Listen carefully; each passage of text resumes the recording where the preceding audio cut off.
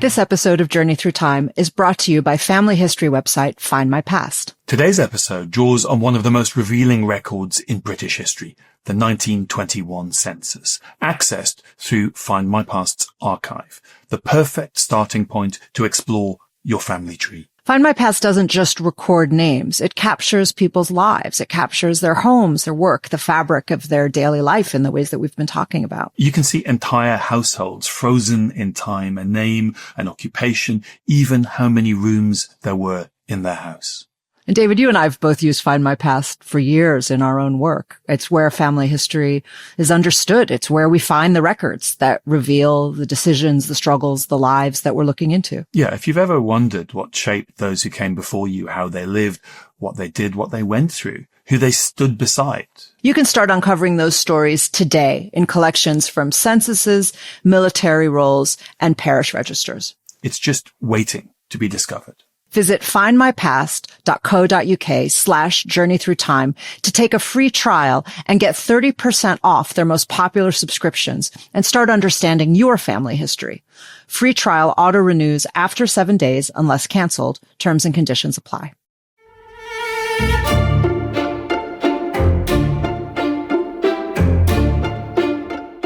I'm David Olusoga. I'm Sarah Churchwell. And welcome to Journey Through Time. So this week, David, we are starting with the publication of the 1921 census because it reveals, as you said, what was called a problem. This problem of 2 million superfluous women, as they were also called, the result, of course, of the generational trauma of the First World War, of losing an entire generation of men to the trenches. And the census had confirmed what people had seen around them. They could see that women were vastly outnumbering men, but the census confirmed it.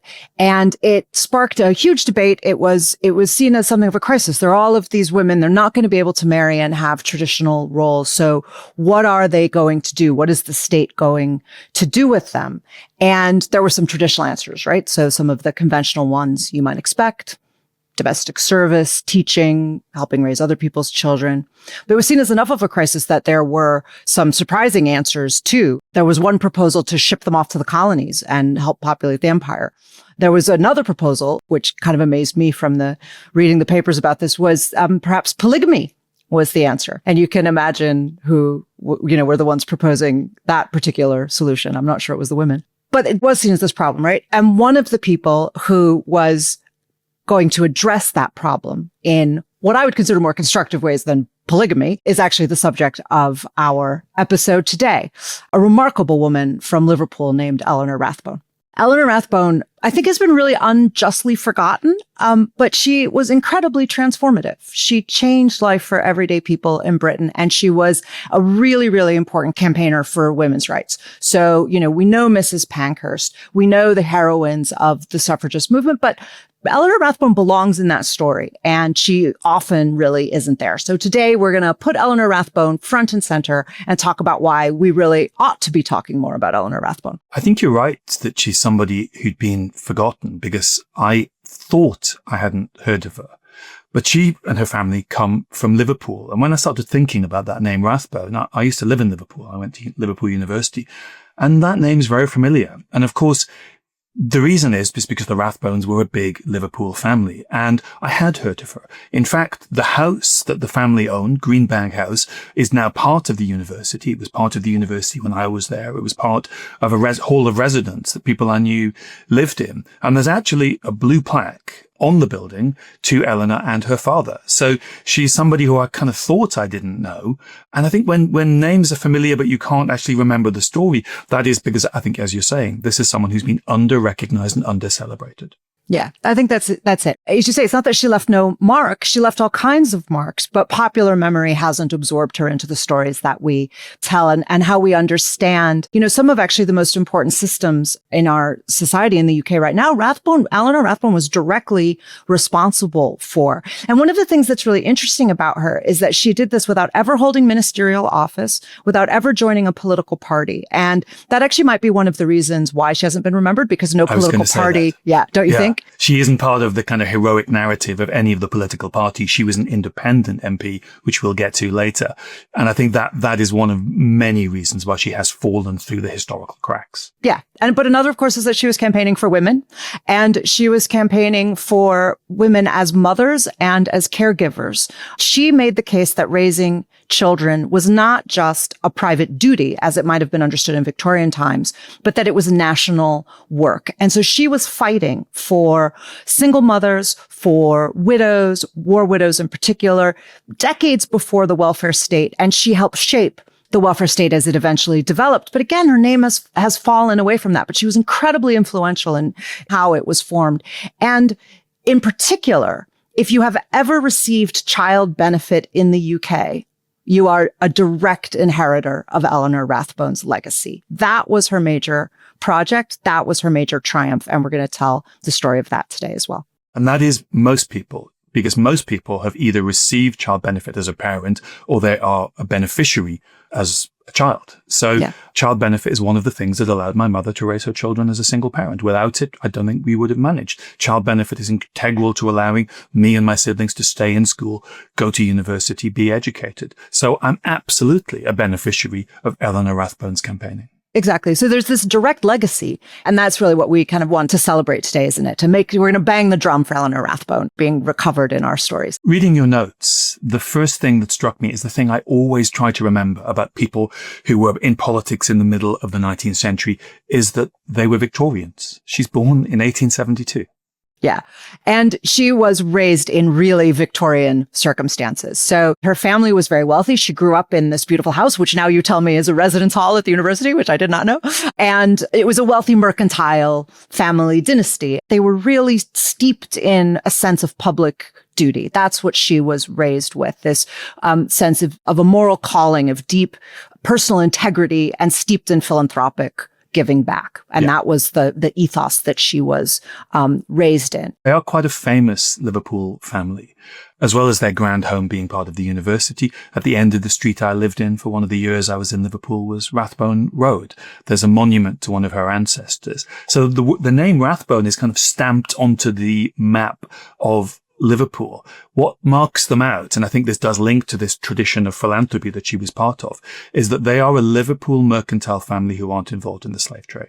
Now, they are involved in the trade in slave-produced cotton, as most merchants were, but they weren't. They were abolitionists. So she comes from this quite remarkable liberal background in which campaigning for the rights of others is kind of part of childhood. It is part of the kind of the air she breathed growing up within this unusual family. Yeah, absolutely. It was pounded into her that was your obligation, that was what it meant to live a good life. And yeah, as you say, they are an unusual family in being very wealthy and being very progressive, for their time in the way that you're saying, and really stand out for that. And that included their relationship to women's rights as well. So when Eleanor was a young woman, she wanted to study at Oxford or Cambridge. And of course, they were not granting degrees yet in the 1890s when she wanted to attend them. But Somerville College at Oxford had been established, which was women only, but it didn't yet grant degrees. So she went there to study, but she couldn't get a degree. Yeah, I always forget that phase. Women are allowed to go to university from the 1860s, but they're not allowed for decades to actually graduate. So you do all the work, you do the same thing as your brothers, but they come out with a degree and can benefit from it and you don't. Exactly. So you don't get the accreditation, and it's very typical of the kinds of compromises that were made where, women are given the impression of progress and then it's held back in important ways. So you get thwarted even as you're being promised that things are improving. She was actually quite an attractive young woman in photographs. She's really quite the battle axe in later photographs. And so I was surprised to see how attractive she was too when she was young. She has dark hair. She's very Edwardian at that point, and she has dark, hair and a pompadour and really fierce eyebrows. She's very good 21st century eyebrows. She was studying philosophy, but she said that very quickly she felt like she couldn't focus on abstract ideas like philosophy when she was living in a world, and this is her phrase, with all its wrongs shouting in one's ears. So this sense that there's just this clamorous awareness of how everything is going wrong and that studying philosophy was a luxury that she didn't think that she had. And so she turned to social work. So she very quickly started working on behalf of the working class and the poor in Liverpool. She used her inherited wealth, because she started inheriting wealth as a fairly young woman, to campaign full time. So she became the first elected woman to Liverpool City Council in 1909. And in that role, she pushed for all kinds of reforms: housing, inspections, equal pay. And particularly, she was focusing on the conditions for women. Her education at Somerville she already had feminist inclinations very clearly, but it had made her very self-consciously and purposefully feminist in her politics. If you're a social campaigner and you want to fight against the ills of society and poverty and slum housing, Liverpool, I'm afraid, is a good place to be at the end of the 19th, early 20th century. Liverpool, many of the social problems of the Victorian and Edwardian ages are acute in Liverpool. There is this sea of working class houses in the Everton area. There is casual working, which means it's a bit like 0 hours contracts today, where people don't have any security. Her first piece of social investigation was into the casual labor system in the docks. So she's in a place where you really are going to learn how to fight and what the issues are if you care about social justice. And she particularly was attuned very quickly to the problems of poverty traps, the way that poverty can be self-reinforcing and how the systems can be designed to keep people trapped in poverty, and particularly for women, for widowed mothers, for single mothers, the way that the state did not give them access to routes out of poverty and seem, as I say, designed to keep them trapped in it. So very quickly, she realized that local campaigning was not going to necessarily solve the problems that she was identifying. And she turned to suffrage, unsurprisingly at this point. She became involved in the national suffrage campaign and was thinking about national reform.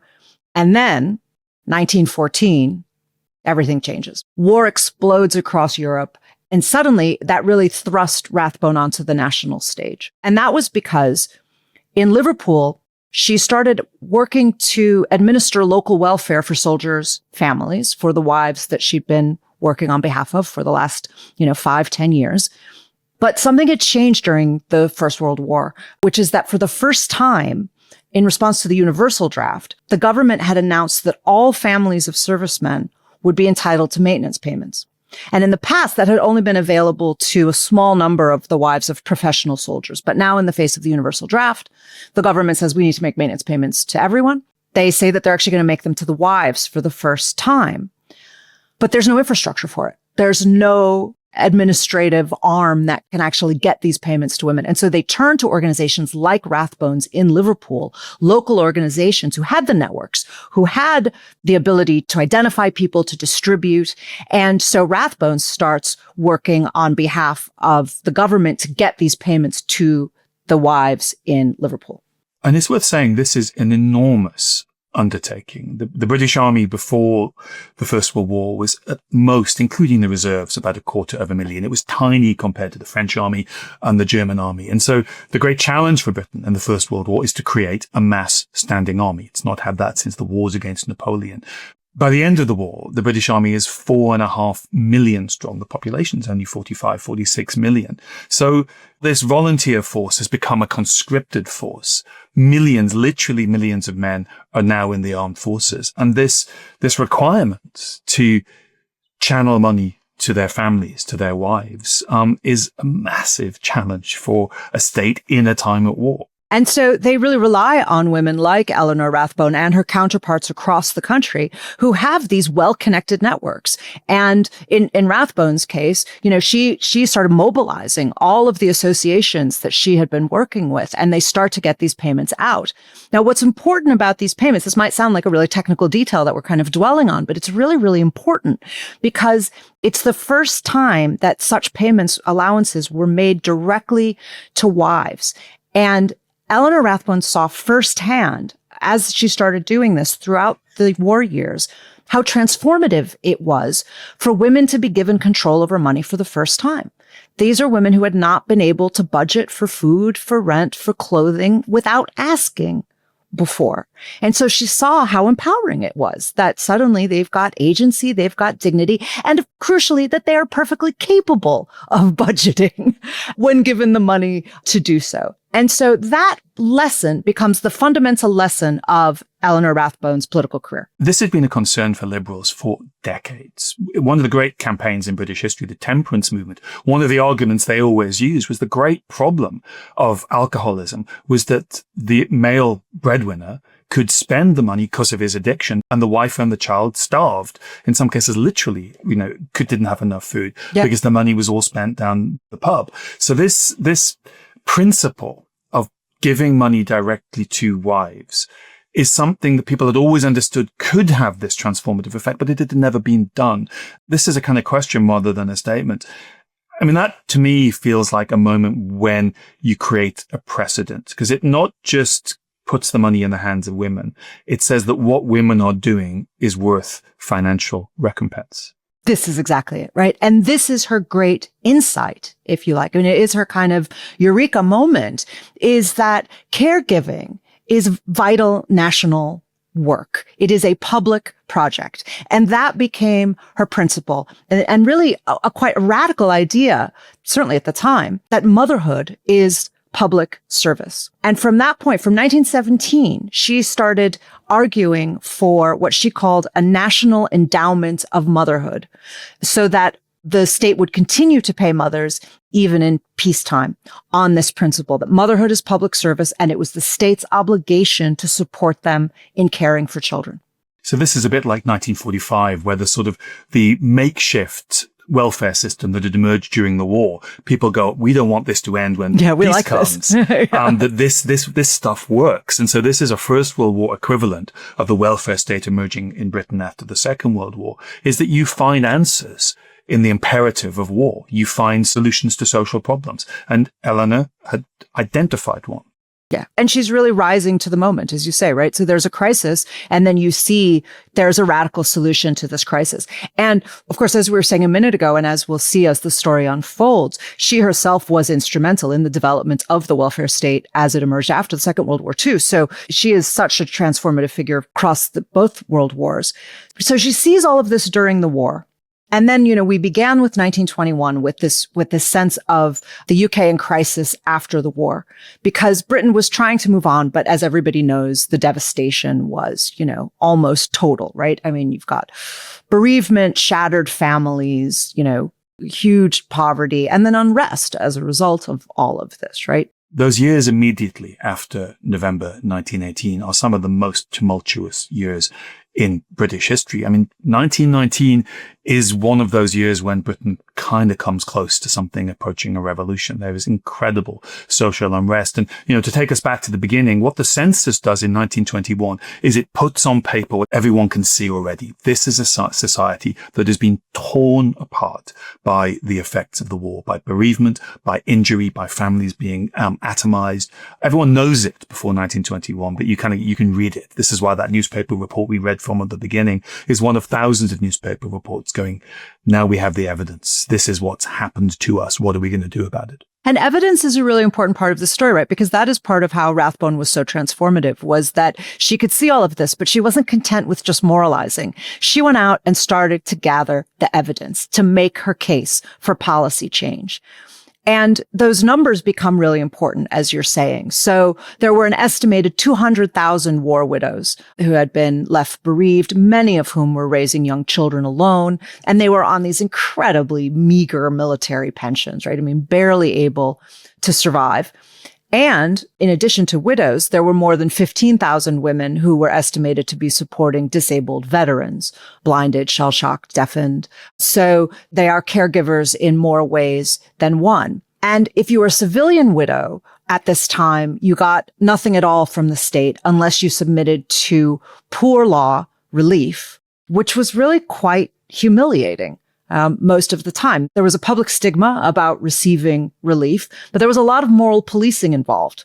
People would come and inspect your house and your way of living and decide if you were worthy of the poor law. And so, it was a very, very unappealing solution for a lot of people. Yeah, it's a very long and uncomfortable story, the history of the poor laws in Britain. They go back all the way to the Tudors in the 16th century. But the stigma you're talking about, that there was a safety net, but it was a safety net that involved the workhouse. It involved means testing, as you said, people coming around your house, and people did everything they possibly could to avoid having to fall back upon the poor laws. And that a big part of the union movement was to give people an alternative. So yeah, there was a safety net, but you didn't want to use it. You'd do anything to avoid it. Exactly. So it's not very safe. As safety nets go. Yeah, it's there to stop you starving. This is the base thing. It will stop you starving, but it will strip you of everything else of value to a human being. It will separate you from your family, separate you from your husband if you have one, separate you from your children. So yeah, you're not starving, but your life is hell. So it was a hated law. Yeah. Rathbone is really driven by a response to those kinds of systems. All of her work is about returning agency to women, particularly, but to people across society more generally. That's what she really believes in, is just that you have to give people the agency, empower them, and they will be able to care for themselves much better if you support them.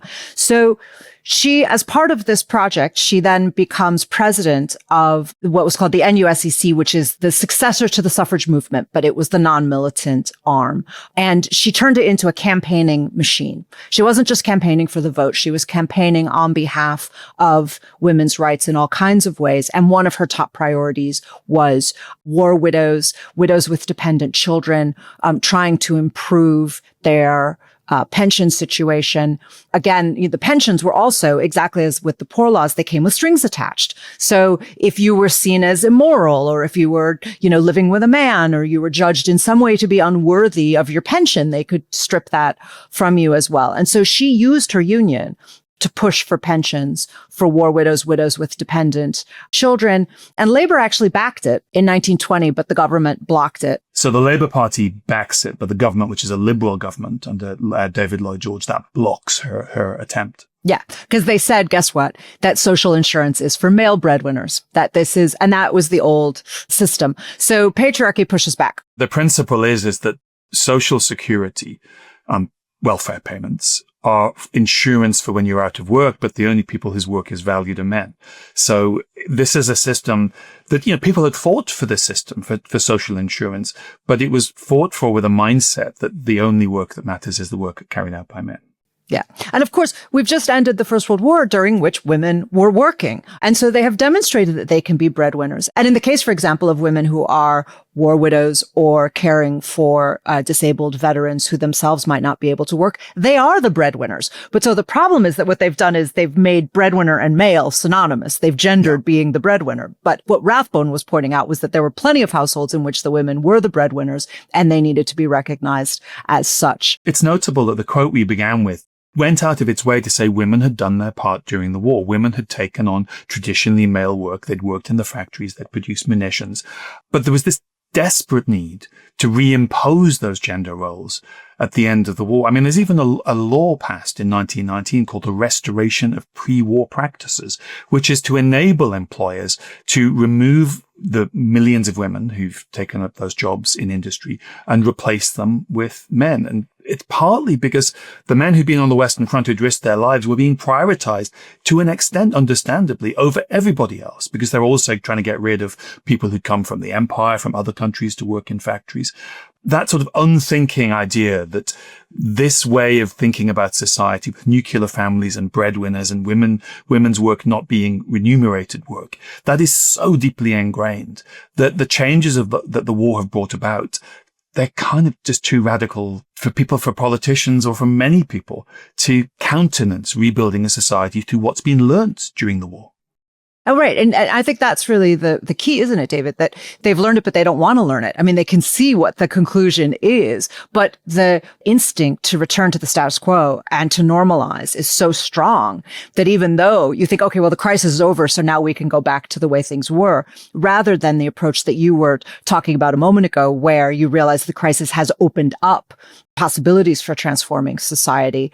Or do you see it as an aberration that you want to shut down and move on from? And obviously, those in positions of power are going to be inclined to do just that, aren't they? When you read books and newspapers from this moment, very often the returning of women to those traditional roles is presented as an act of empathy. It's often presented as if women were desperate. All women, though some were, desperate to go and have families.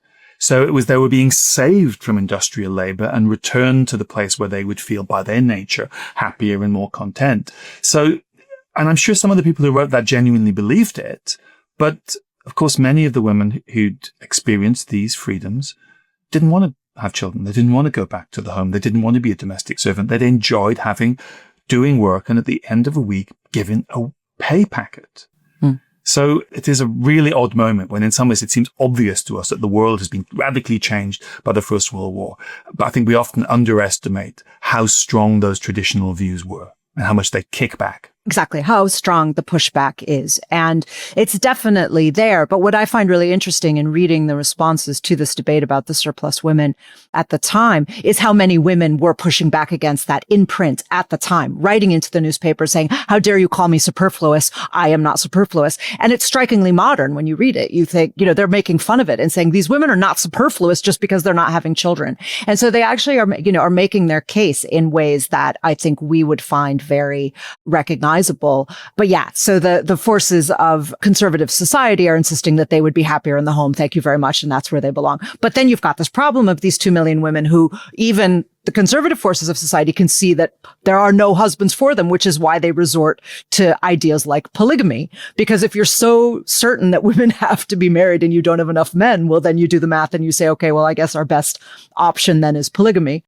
Rathbone had other ideas. She wasn't going to go for polygamy. And it's worth saying, Rathbone herself never married and never had children. And we'll get to a little bit more about her personal story in a moment. But she certainly understands, as a result of her own personal choices, that there are lots of options available to women beyond marriage and motherhood. So we've been talking in generalizations about women, the situation of women, a few individual voices, but it's always interesting, and this is why we talk about the people that we find in newspapers and the voices that we find there, to find the individuals behind the statistics, behind the generalizations. When I was looking for more information about the surplus women problem and what it was like to be living at this time, so I went to our friends on Find My Past to look at both the 1921 census and their brilliant newspaper archive to try to find the stories that let us look at some of the ordinary people that Eleanor Rathbone and her colleagues were fighting for and just bring it into some focus.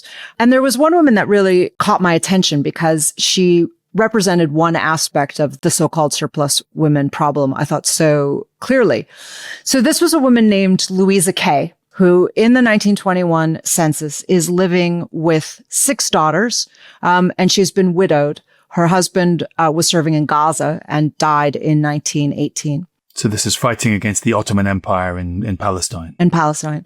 So 3 years later, the 1921 census finds Louisa widowed with her 6 daughters, and she has no income, no husband's pension. We were talking about safety nets. She has no safety net.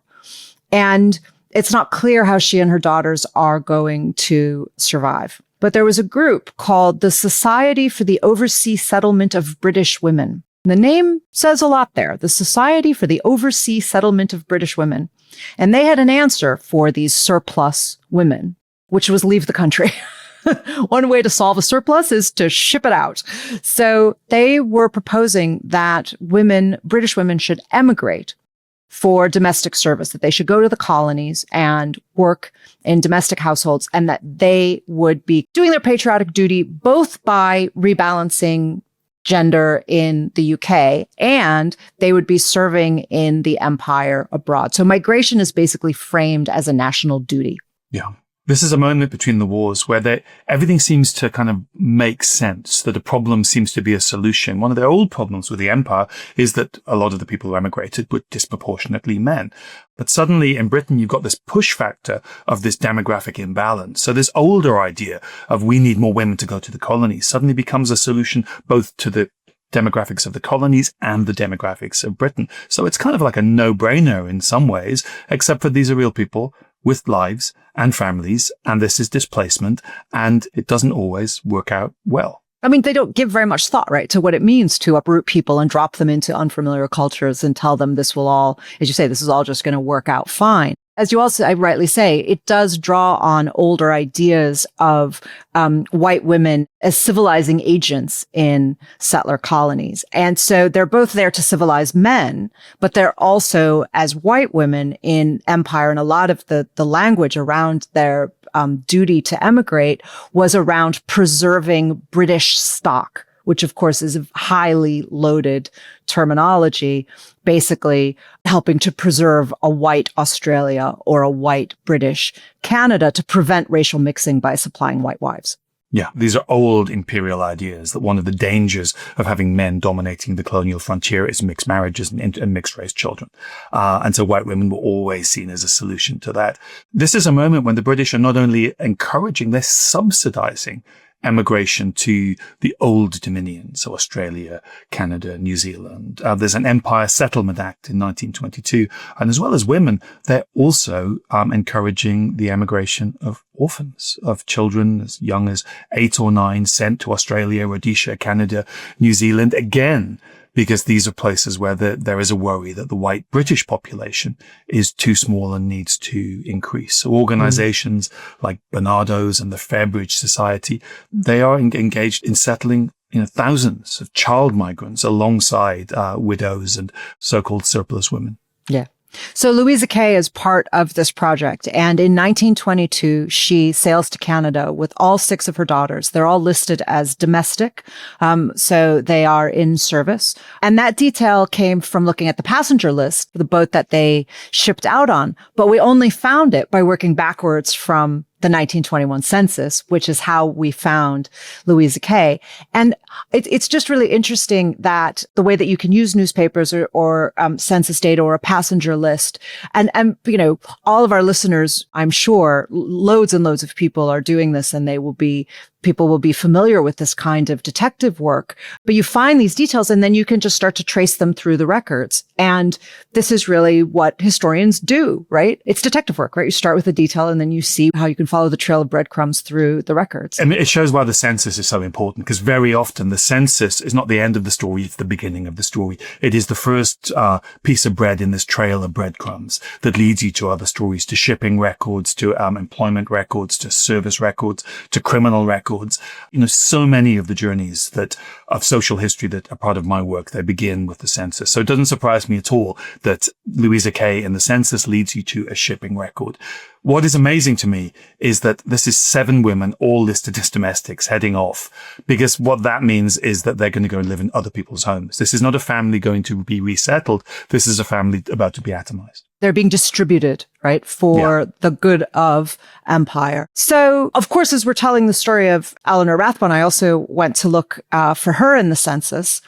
And in 1921, Eleanor Rathbone, by that point, was not in Liverpool anymore. She was living in London, according to the census. And she also had 6 other women in her house by a very strange coincidence, which I only just realized in looking at my notes that I hadn't even seen that parallel. So she was living with 6 women in her house. 3 were servants. 1 was listed as a boarder, and 2 of the women were listed as visitors. But one of the visitors, a woman named Elizabeth McAdam, who was a Scottish social worker and reformer, was actually Eleanor's life partner for more than 40 years. So even though she's listed as a visitor, that is a polite fiction because that visit was of long duration because they lived for 40 years together. So, the woman who never left. So this is a euphemism. This is a way of not saying something that is impolite in the 1920s. Yes, but what's really interesting about Eleanor Rathbone and Elizabeth McAdam is it's not clear what they weren't trying to say.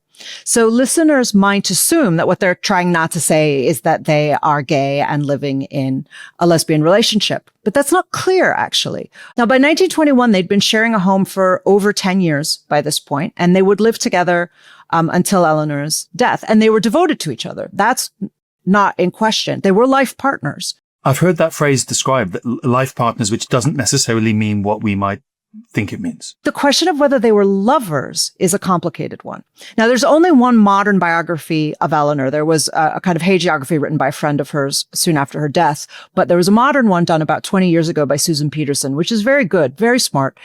And she leans toward thinking that the two women were platonic companions, that they were housemates rather than lovers. And she has a few reasons for thinking that. First of all, they kept separate bedrooms. So doesn't prove anything, but it might be indicative. But for me, one of the most telling details that Peterson includes is she says that Eleanor's niece, who in the 1940s was herself in a lesbian relationship, she found her aunt completely bewildered by the idea of lesbian sex, that she was bewildered by the idea of non-procreative sex, that she couldn't understand why you would go to bed together if you weren't going to have children. Which says something about her focus on children, but also something about how she approached sex. Yeah. And it says again, she's a Victorian. Exactly. She's born in the 1870s. So, I mean, maybe some of our presumptions, because we live in this kind of post-war, kind of highly sexualized society, we just, we're always looking for what the sexual relationship is. Exactly. This is exactly what Peterson says, and it's exactly what she concludes. She also points out that because Rathbone was a Victorian, that she might well have been cut off from her own desires by her upbringing, that maybe she didn't understand her own desires. That's perfectly possible. It's also possible that she was asexual. There are people as you say, for whom sexuality is not necessarily the prime driver. Maybe they were lovers and they hid it really well. McAdam destroyed their correspondence, so we won't know. All their letters were destroyed. All their letters. I'm now suspicious again. I know. I want them to be lovers because I want them to be happy. I don't know. This is, again, my bias. Exactly. But that is the bias, right? Because by all the evidence, they were really happy. So yes, it's possible that that she had desires that she couldn't come to terms with. But if that is the case, she seems to have made her peace with it. And they seem to have lived a, happy and fulfilled life that, I think we can't judge. We don't have enough information and we shouldn't judge anyway. But it's also possible that they were having hot lesbian sex all the time, David, and we just don't know. One of history's many, many mysteries there. But no matter what was happening, it's not affecting her work. She seems like someone who has a happy home life and is able to use that as a foundation to throw herself and her energies into her work. Yeah. And McAdam is very central to that. So their partnership is a working partnership. It is not just a domestic partnership. McAdam was herself a social worker, herself a reformer, highly effective campaigner. So what we know is that they campaigned and worked and lived together for most of their adult lives. And they had, as you say, this incredibly successful and flourishing and, let us assume, happy partnership. So we're going to close the door on Elizabeth McAdam and Eleanor Rathbone's separate bedrooms, leave them to the seclusion of history. So join us after the break and we will see all of Eleanor Rathbone and Elizabeth McAdam's hard work start to pay off. See you after the break.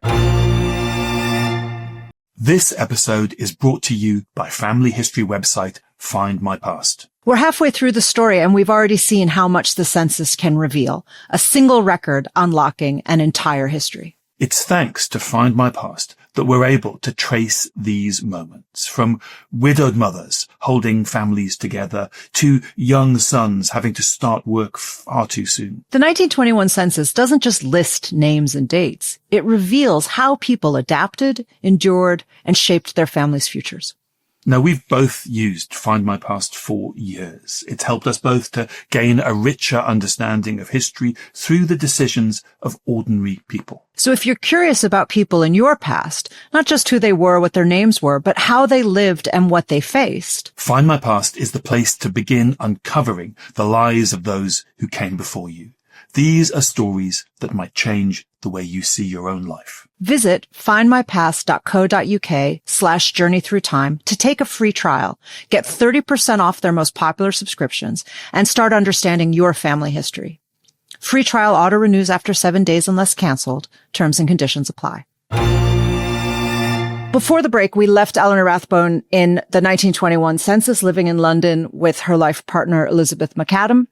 And over the next several years is when the work of Rathbone, McAdam, and their circle really starts to pay off. It really starts to change the framing of how people in British society regard widowed and single mothers in particular.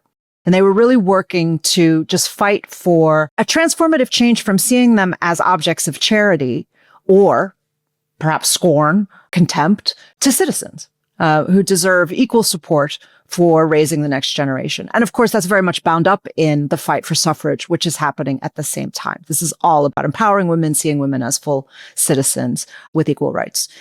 For Rathbone, though, this is really important in terms of seeing women as caregivers in the home. Not only the women who are looking after children, but also we mentioned before the break, the tens of thousands of women who are looking after disabled veterans, including over 40,000 amputees who were recovering after the war.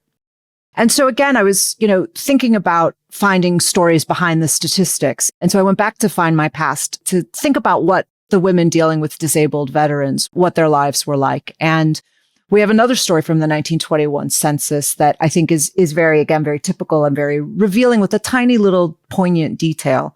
Now, this is the 1921 census from Bristol. David always likes it when we bring Bristol into our stories. And this is a woman named Lucy Collins. And Lucy Collins signs the household form on the 1921 census. Now, that may seem unremarkable. Today, women sign the census all over, but in 1921, it's a little bit more unusual. And the reason that she signs the census is because her husband was a disabled veteran who had lost his right arm in the war. Because the census specifically says it has to be filled out by the head of household. The head of household. Exactly. So the woman, and we were talking about the breadwinners being presumptively male. And of course, head of household is presumptively male if there is a male in the house. So what we have here is a woman signing as head of household because her husband had lost his right arm in the war and so presumably couldn't sign for himself. Now, he was working. He was listed as a newsagent, and she's managing the home. She was also pregnant at that time with their first child, and she'd married him during his recovery. So she knew that she was going to be taking care of an amputee for the rest of their married life. And really, it's this tiny little act of signing the census, but it says it all. There she is. She's raising the family. She's managing the household. She's supporting a disabled veteran. And yet the state says that he's the head of the household, that she shouldn't vote, that she shouldn't control the budget, that she shouldn't be supported. And of course, disabled men like Eli were stigmatized at the time as well. It could be very difficult to find work. They were often treated as burdens by society rather than as war heroes. But there's Lucy, working with him and holding the house together in all kinds of ways. I got a little bit interested in Lucy and Eli because I don't know, I became kind of fond of them. So traced them a little bit later. And by 1939, as the Second World War has come, they are still fighting on behalf of their country. They were both volunteering as ARP wardens. So air raid wardens. As air raid wardens. In another war. In the next war. So they're still together. They're still serving. And to me, I really liked Lucy's story because this is Rathbone's argument. This is Rathbone's argument in action, that this is not women's work. This is national service. This is what she was doing, and it should be recognized as such.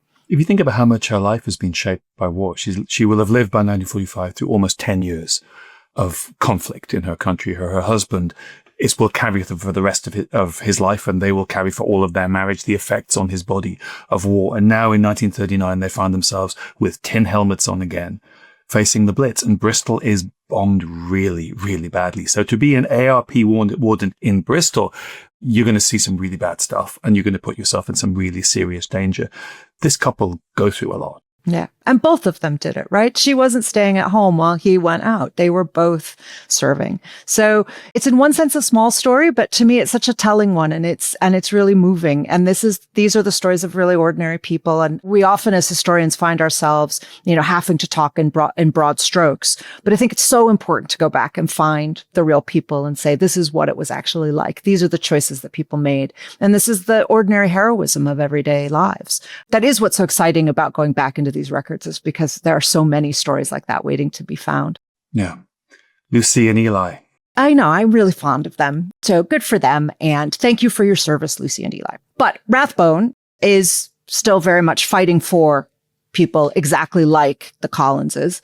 And what happens is she's been developing her argument. We were talking in the first half about how she was gathering evidence, and that's exactly what she's been doing. For the last 10, 15 years, she's been gathering evidence. And in 1924, she published what is really her magnum opus, this really quite important book called The Disinherited Family. She had been campaigning, but the book was there to build the evidence base, the policy foundations that would undergird the campaigns. And she shared hard data on infant deaths, on stunted growth, on high maternal mortality, to make the case that neglecting mothers and children was undermining the security of the nation. And this is more than just a social report saying, here are society's ills. She's also saying, here are the solutions. It's a practical pamphlet for how to solve the problem. And in fact, she offered a variety of practical solutions because she wasn't being prescriptive. She said, there are various ways we can solve this. She offered various models from universal payments per child to targeted means tested support. She was playing it all out and said, here are the different ways we can do it, but we need to do something. So it was both pragmatic, deeply pragmatic, and it was also visionary. And it would take British society 20 years to catch up to her vision, but she sees it. And then she builds the policy framework that can enable it to happen. And in the meantime, as she's still pushing and campaigning for this, there is gradual incremental change. And 4 years later, a big change comes in 1928 with equal franchise, and women win the vote on the same terms as men in the UK. And just to explain that, because I sometimes forget the dates, after the First World War, women over 30 are given the vote. So we sometimes think that this, 1918, 1919 moment is the moment when women get the vote, but they get it under different terms to men. Yeah. Well, in the UK, right? I mean, this is to me one of the interesting differences between the US and the UK is that the US, it is universal women's suffrage in 1920. So it is that earlier moment when it is all women notionally. In practice, all women were not actually able to exercise the franchise, but they were legally given it. But in the UK, you divided it up. So there was a partial franchise and then there was full franchise later in 1928. And a year after that, Eleanor Rathbone entered Parliament as an independent MP. As we said, she did not join a political party. In fact, she represented the combined English universities. So again, Eleanor Rathbone, my kind of woman. So she's the MP for students, basically. Yeah. She would remain in Parliament for the next 20 years. She was, in fact, the longest serving female MP of her generation after Nancy Astor, who, of course, was the first female MP. Now, she served all the way through the 30s and through the Second World War. But in the 1930s, her focus really shifted away from domestic politics to international politics. And she got really embroiled in debates about women's rights across the empire. So in the early 30s, she got very caught up in a debate about women's rights in India. And she was taken to task by Indian women leaders for her misunderstanding of Indian gender politics and for her assumptions. And so she made the decision in her 60s to travel to India to meet with Indian leaders, including Indian women, in order to understand better. So when she was chastised, she took it really seriously and she got on a boat and she went to India to see for herself. I mean, she was in her 60s at this point. I hugely admire her for doing this. She didn't get everything right, but she was trying. She was trying to listen and she was trying to learn. She was also an early and absolutely ferocious opponent of appeasement. She was furious at British appeasement of Hitler. She was one of Chamberlain's most vocal critics, and she constantly stood up and denounced the policies of appeasement. When I was reading your notes, I went to Hansard, the record of speeches in Parliament, and she really early on not just denounces appeasement, she recognizes the true nature of the Nazi regime way before most of her fellow MPs. Yeah, really early. And she was absolutely committed. She never wavered. She saw very clearly what was happening and she fought against it. She was relentless.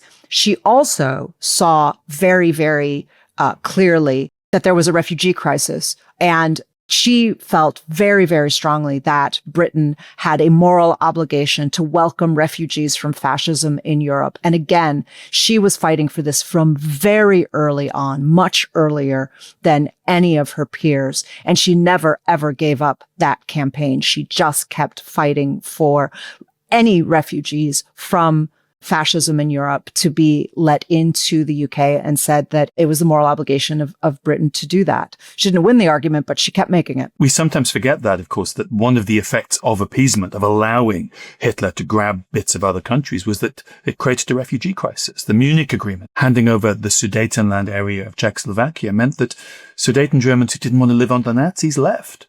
We forget that the appeasement created a refugee crisis. Yeah.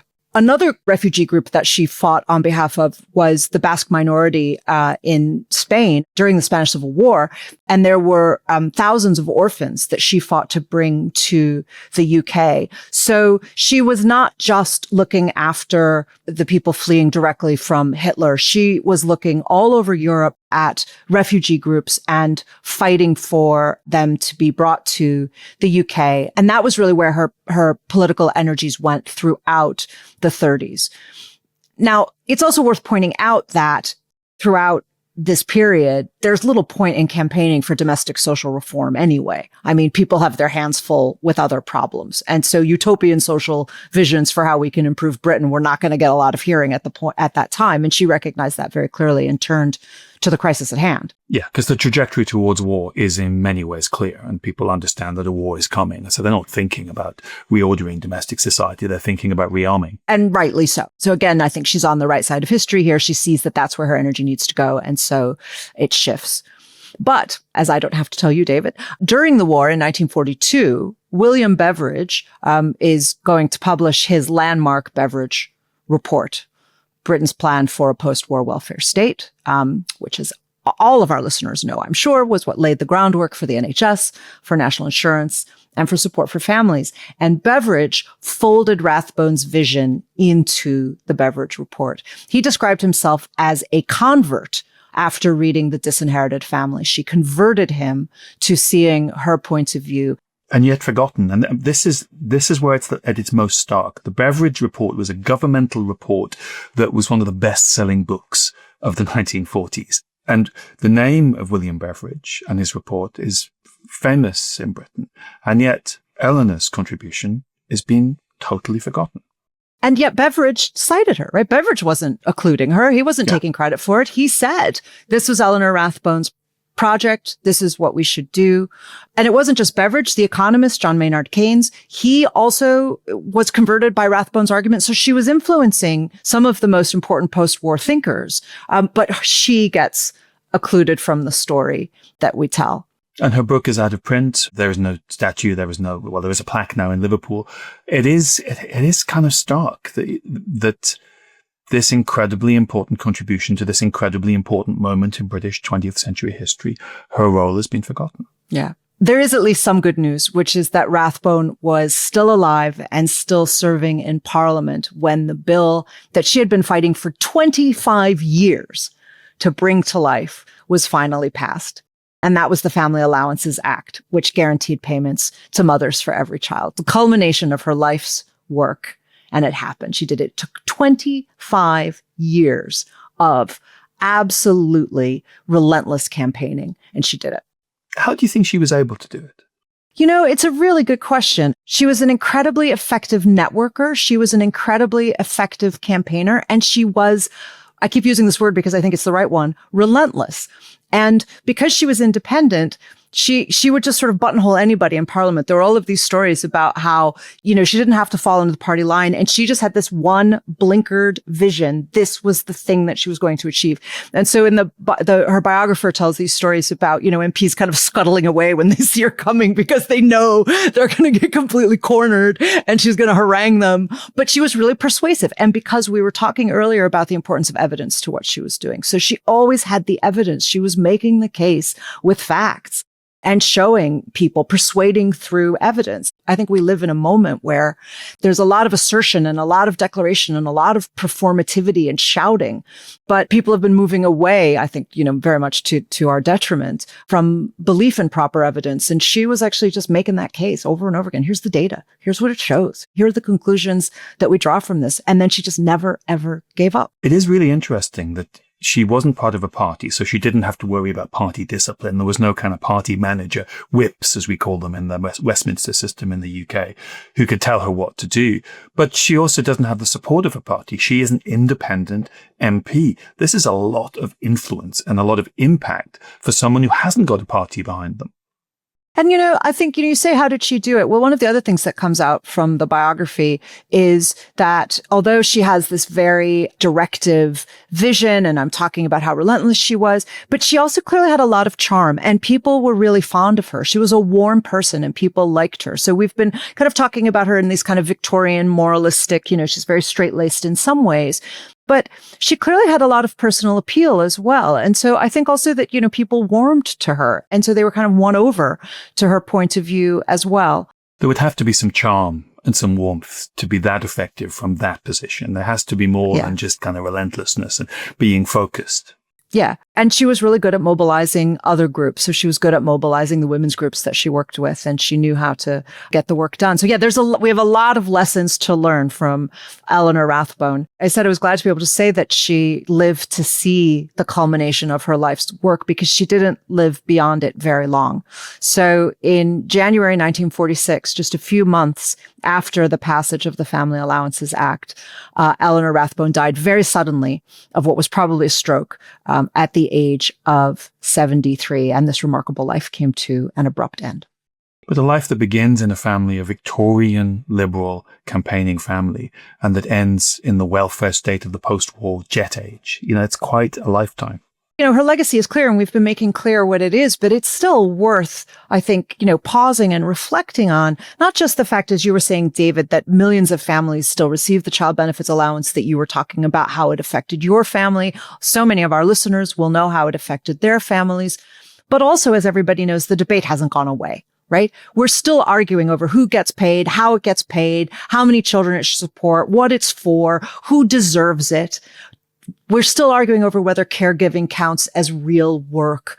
We're still suggesting that there should be a moral valence to this kind of support that she was arguing throughout her life and her career needed to be stripped away. And this case that she made fundamentally that caregiving, that caring, raising children, caring for dependents, caring for refugees, caring for the dispossessed, that this is the work that underpins everything else. I think it's testimony to just what an achievement child benefits were and her lifetime's work was that it is about one of the most controversial things you could do as a British government, to mess around with the idea that benefits go to a family that have children. The last government introduced a change that had a 2-child limit. You only got paid for the first 2 children. And that is still, it's been many years now, it's still one of the most controversial changes to the law in recent years. There's a constant and ceaseless campaign to have that change revoked. You can get people out on the street to march about child benefits, and yet the woman who gave us this almost sacred aspect of the British welfare system is not well remembered at all. Mm. And as we were saying, Rich, she never had children of her own. She never married, but she spent her life fighting for those who did. And her legacy, as you're saying, has affected so many millions of British citizens. And again, I want to come back though to that case that she was making, because it isn't just about benefits. It isn't just about legal rights, but it's about the idea that the nation, the state, owes care to its citizens. That's the claim that she's making. It is a claim about justice, and it's doing something more than moralizing. It's saying this is what care looks like and proving your case over and over again. I think for me, what I take away from Rathbone's story is that we live in a world where everybody asks how much it costs. But Rathbone asked a different question. She asked, what does it save? Who does it save? Right? in my view, I think we all need to be a little more like Eleanor Rathbone, as I think I've made clear. And I think we could all do better by returning to her legacy, not just remembering her in history for all the reasons that she deserves to be honored for, the good that she's done, but also to take her ideas seriously, to do her that honor as well. So that's Eleanor Rathbone. I'm glad you enjoyed it, David. I hope everybody else did. And join us next time for Journey Through Time. Thank you for listening.